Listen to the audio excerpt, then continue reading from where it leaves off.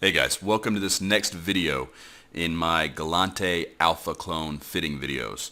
So I'm going to do all the other races, but I feel like I haven't finished the Gallente Alpha Clones yet, and I'm still probably not going to completely finish it, but there were some comments about drones, and I thought that we really had to show what the drones could do if we wanted to really explore what these free-to-play players are going to be able to do.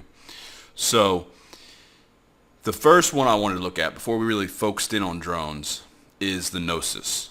Now, there's been a lot of talk about the Nosis. There's been a lot of trading going on with the Nosis. Shortly after free-to-play was announced, people went to the market and bought up all the Nosis. Prices went from 50 mil to some of them went up towards 100 mil in some places.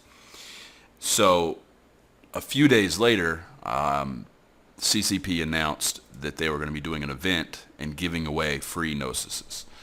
So the prices came back down and a lot of people got burnt that bought them at higher prices. The reason that people want them is that the only skill required to fly a Gnosis is Spaceship Command Level 1. So basically someone could start playing EVE and their first day they could technically fly a Gnosis. Not that it would be a good idea, it would be a terrible idea, but they could. And we all know how EVE is. Everybody wants to fly the biggest possible ship they can, even though the better advice is to stay in smaller ships and get really, really good skills in the smaller ships before you move on to bigger ships. This is a fit that I worked up really quick. It's kind of similar to that thorax fit I worked on in the last video. And I'm going to put these fits in the description, the copy and paste of them, and I'm also going to put it in the article on the website so that you can copy and paste these fits and save them should you want to fit out your alpha clone like this. The Gnosis, as most people know, is pretty much a anything you want ship. It's got turrets, it's got missile launchers, you can go any way you want. It's got a 50 M3 drone bay. I went with the integrateds. We've also got some lights in case we're getting harassed by frigates or something, maybe kiting frigates. And we've got ion blasters, double web, warp disruptor. Now, I'm not so sure about that warp disruptor. I'm actually thinking, let's go with the scram. So what I think this ship is I think this ship is just like the thorax. It's a frigate killer. It's something you go into, you go sit on a bubble or you go to a large maybe and you just align in the large and let frigates come in and you kill the frigates with dual web and scram. I put a sensor booster here because it had this extra mid slot that I didn't really know of anything useful to put in that mid slot. You know, you can see there's no power grid left at all. So this seems like just as good as anything else. You can use it to help you lock faster, which is always a good thing. But you can also, if you're getting jammed by a Falcon or Griffin, Blackbird, you can always throw in an ECCM script, and that boosts your sensor strength over here to 32 as opposed to 24 with it running with no script and 17 with no sensor booster whatsoever. So it's a good defense to sensor damps and to ECM. You could also run it on a gate. Potentially, you could run it on a gate. I would probably go with the warp disruptor in that case. What I would do if I was gate camping with this and say low sec or even null sec on a non-region gate, a regular gate, not region. Go back to the warp disruptor, overload your webs or prime them to be overloaded, sit at the gate at 0, and that way you can web them. Most people uncloak about 12k off a gate. So you'll be able to get both webs on the target and a scram very soon after that. Hopefully, if you web somebody before you scram them, you just speed up their warp. So you want to try to wait until you can get a 10.8k scram first. Actually, no, you'd have the disruptor. So you would disrupt, then two overloaded webs, yeah. So that would work, and then you would take this and you would go to a scan resolution, which is going to increase your lock time. And if we look at lock time on a destroyer is 2.8 seconds. Which is pretty good. That's not bad. It's not, well, that would probably catch most destroyers. Probably. Should. All right, so you've got this NOS here, and that's just to give you better cap stability with the dual rep. You would always overload your AAR. You always want to have good cap stability and newt protection. When the fight's going, your micro warp drive will be off. So you've got decent cap there, even with the overloaded. And when you actually go to fit this up in game, don't put it in the order I have it in here. Put each one of your armor reps on the outsides of the racks. That's just good heat management. So you would want to have this AR on this side of the rack and the regular Tech 2 on that side of the rack, and then all the other modules in between. And what that does is it allows them to overheat for a longer period of time with less damage. Now I had to go to Tech 1 Energized Adaptive Nanos here. Those are your armor resists. I had to do that because Tech 2s will not fit for the Alpha clone. So prototypes are probably going to go up in demand. Tank is decent, 394. I don't have any implants in. You could get an RS603 and a RP901, I believe, and that would give you an extra 4% to your armor repair, which would get you definitely would get you over 400 in defense, which would be nice. Your DPS output is quite nice here. I mean, 462. That's better than the Thorax, but not as good as what we're about to look at with the Vexer.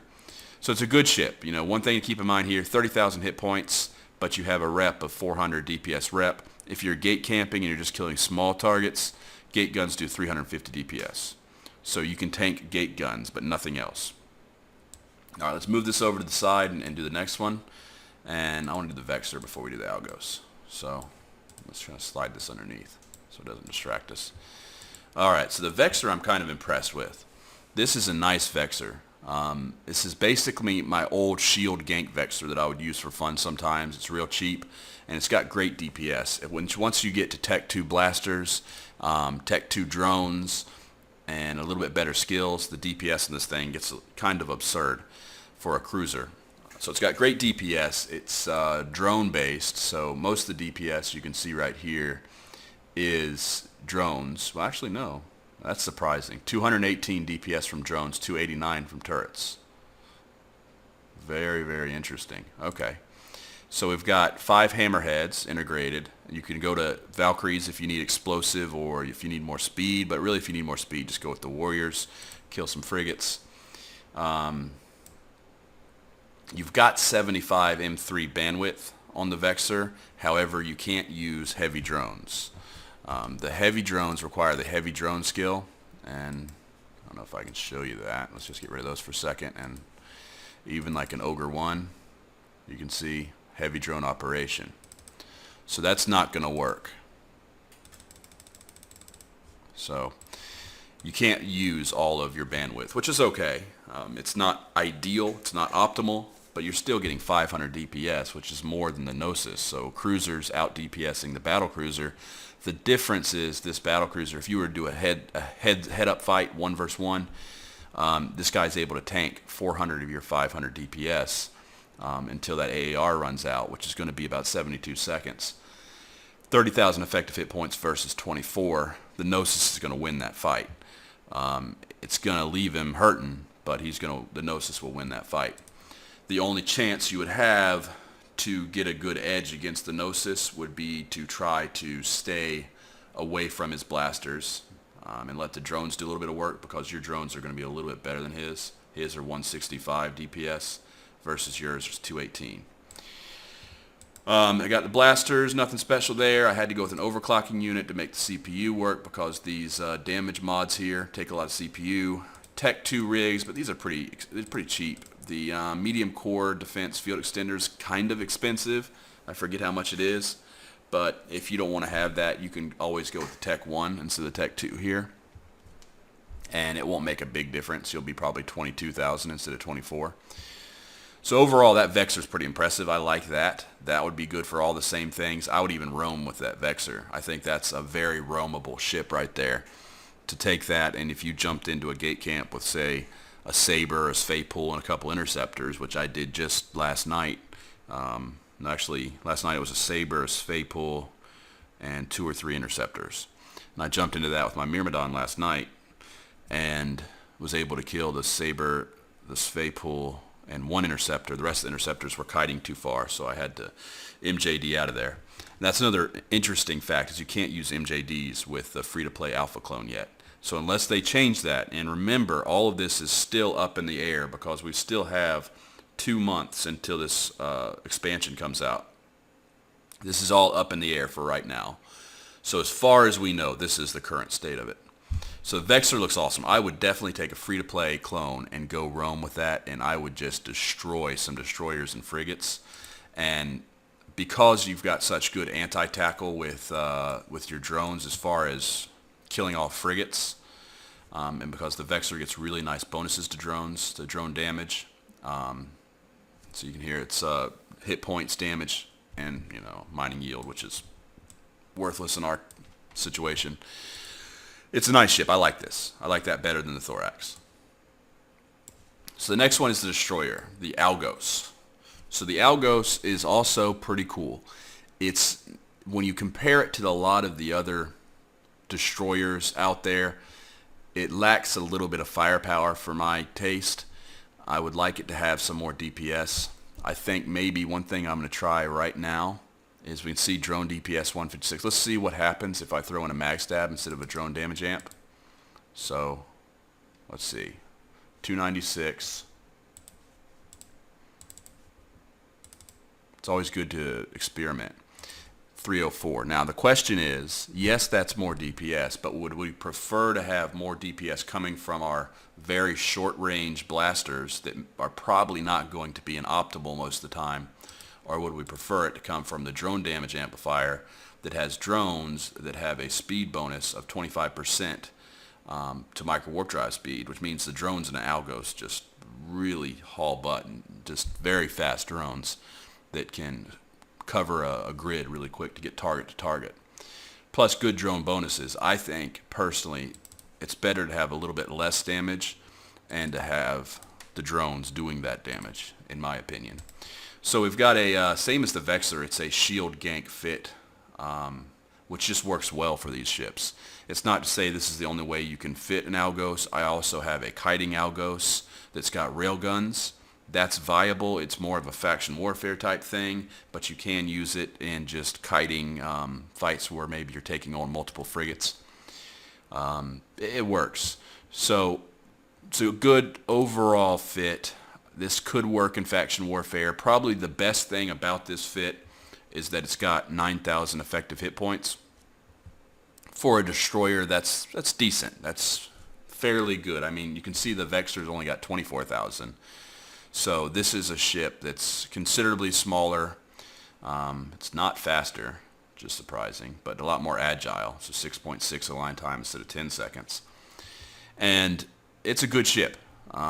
I would do this in faction warfare. I would also roam with this ship, with the Algos, and kill frigates, and I would attempt to kill some destroyers. I'd have to be real careful. You could possibly take a Saber. It all depends on the Saber's fit and the pilot's skill level, but killing Sabers would be possible with this if they were alone, a solo Saber.